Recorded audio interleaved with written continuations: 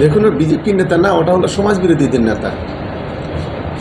দলবদলু নেতা কখন কার কাছে থাকে ঠিক নেই, কখনো সিপিএম, কখনো তৃণমূল, কখনো বিজেপি। আর যে ধরনের কথাবার্তা বলেছেন, এই বাংলাটা ওর বাপের নয়। কোন মানুষ কার কাছ থেকে জামা কিনবে, শাড়ি কিনবে, খাবার কিনবে, মাংস কিনবে, সেটা সম্পূর্ণ তাদের নিজস্ব বিষয়। ওর মতন একজন রামছাগল বলবে আর বাংলার মানুষ শুনবে, এটা কখনো হতে পারে না। আমি মনে করি এই ধরনের এদের এখন কম্পিটিশান চলছে। এই বিজেপির যতগুলো নেতা আছে, এরা কে কত বেশি সংখ্যালঘুদের বিরুদ্ধে বড় কথা বলতে পারে, সংখ্যালঘুদের অসম্মান করতে পারে, তার একটা কম্পিটিশান চলছে বিজেপির মধ্যে। নিজেদের ঘর সোজা করতে পারে না, ঘরে আগুন লেগে রয়েছে, অথচ সংখ্যালঘুদের নিয়ে টানাটানি করছে। ও মনে হয় ভুলে গেছে ভারতবর্ষের সংখ্যালঘুদের অনেক কৃতিত্ব আছে। বাংলায় যারা সংখ্যালঘু, তাদের অনেক ইতিহাস আছে। স্বাধীনতা আন্দোলনের যে লড়াই, সেই লড়াই ভারতবর্ষের সংখ্যালঘুদের একটা বড় ভূমিকা ছিল। ওই রামছাগলকে একবার দিল্লির গেটে গিয়ে দেখে আসতে বলবো। সেখানে যদি 1,01,000 নাম থাকে, তার মধ্যে 62,000 মুসলিমের নাম আছে।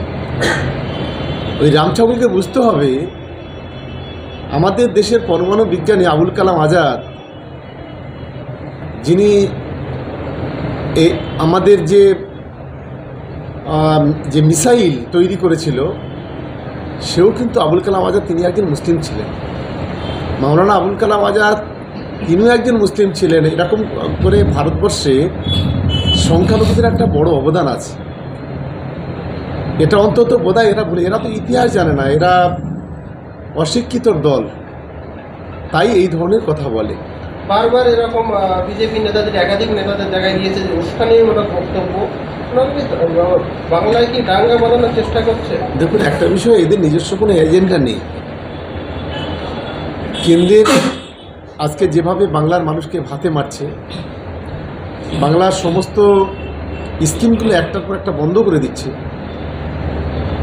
বাংলার যে প্রাপ্য টাকা, আমাদের যে অধিকার 1,75,000 কোটি টাকা আমাদের পাওনা, সেই টাকা বন্ধ করে দিচ্ছে। পরে বাংলার মানুষ তো এগুলো আজকে দেখছে।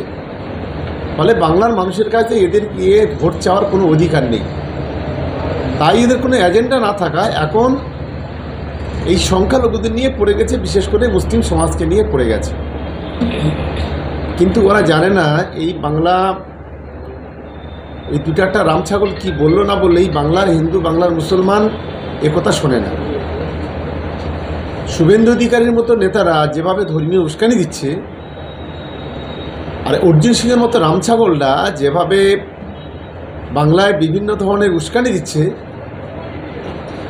আগামী দিনে বাংলার মানুষ সুদে আসলে কড়াই ঘন্টার জবাব দেবে। 21-এ দিয়েছে, 23-এ দিয়েছে, 24-এ দিয়েছে। আর সামনে যে নির্বাচন আসছে, ওরা যত বেশি এই ধরনের কথা বলবে, ততই তৃণমূল কংগ্রেস শক্তিশালী হবে। আর এর সবচেয়ে বেশি বিরোধিতা করছে বাংলার হিন্দু সম্প্রদায়ের মানুষরা, যারা শিক্ষিত, যারা বুদ্ধিজীবী, যারা ভদ্র, যারা নম্র, যারা সমাজ সংস্কারক, যারা বিভিন্ন ধর্মীয় মানুষ যারা আছে, তারাই কিন্তু সবচেয়ে বেশি প্রতিবাদ করছে। ফলে এরা যত দিন যাবে, তত এই নোংরামিটা এতে চলতে থাকে।